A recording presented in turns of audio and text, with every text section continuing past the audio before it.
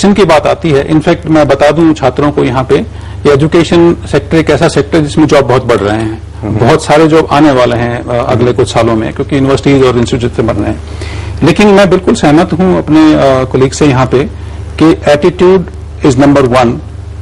अगर जॉब लगना है किसी का तो उसके बाद आपका स्किल सेट आता है।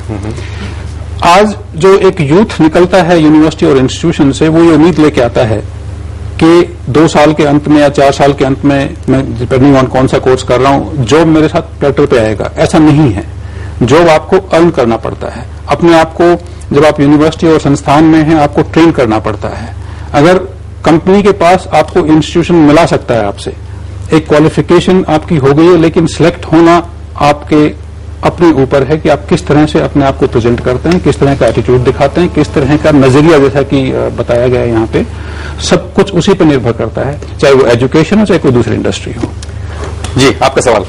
आप लोग सारे लोग बात कर रहे हैं स्किल की कि स्किल होगा तो जॉब होंगी, ये होगा तो वो होगा, ठीक है। आप देखें नासा को उठा करके, सिर्फ नासा में सिर्फ और सिर्फ इंडियन 22% वहां पे काम करते हैं, ठीक है। तो क्या उनके पास स्किल नहीं है जिसकी वजह से उनको वहां जाना पड़ा, या फिर इंडिया इस लायक नहीं है कि वो इनको यहाँ पे जॉब ऑफर कर सके? वो नवीन, आपने 2 बात उठाई। मैं पहले नासा का उदाहरण देना चाहता हूं। हिंदुस्तान ने 1960 में एक बहुत बहुत बेहतरीन इंस्टीट्यूट पैदा किया जिसको कहते हैं IIT।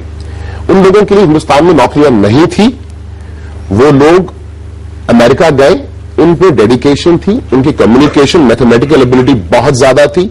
उन्होंने अमेरिकन यूनिवर्सिटी में मास्टर्स और PhD की और उन्होंने शुरुआत में बहुत अच्छा काम किया।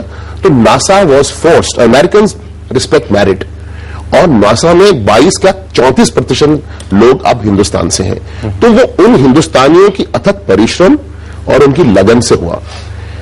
हिंदुस्तान में उस जमाने में अपॉर्चुनिटी नहीं थी। मैं जो लोग जो माइग्रेंट IIT ने जो उस समय काम किया था, अगर एक आम हिंदुस्तानी भी वही स्किल दिखा सके तो हिंदुस्तान में वो काम कर सकते। तो यानी IIT खोल के हमने एक खास स्किल दिखाया और हमें दूसरे ऐसे इंस्टीट्यूट खोलेंगे जो और दूसरे स्किल्स भी बना सके। तो फिर नासा ही क्यों, दूसरे तरह की जो सिर्फ स्पेस साइंस ही नहीं, दूसरे जो स्किल्स है, चाहे मैन्युफैक्चरिंग हो या टेलीकॉम हो या एजुकेशन हो, वहां पर इसी पे आपसे बिल्कुल सहमत हूं। मैं आपको एक सेकंड में कहना चाहता हूं, हिंदुस्तान का वर्कर दुनिया का सबसे बेस्ट मैन्युफैक्चरिंग वर्कर क्यों नहीं बन सकता?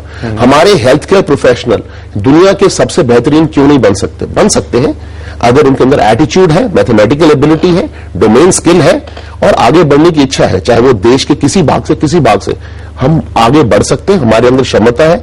IITians ने करके दिखाया है, बाकी सेक्टर्स को ये करना है और एक आम हिंदुस्तानी को करना है। आखिरी सवाल, थोड़ा आधा मिनट में हम खत्म करेंगे। जी सर, मेरा सवाल ये है कि आप सभी लोगों ने अभी स्किल्स की बात करी, वो हम लोगों की प्रॉब्लम है, स्किल्स हम लोग डेवलप करेंगे।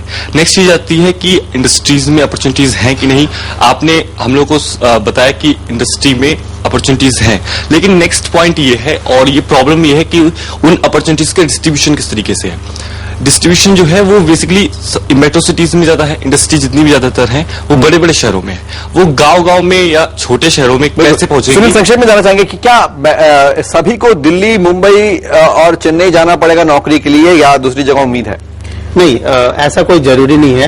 अगर आप देखें तो दिल्ली, मुंबई और बैंगलोर यहाँ पे मेजरली कॉर्पोरेट हेडक्वार्टर्स हैं कंपनीज के।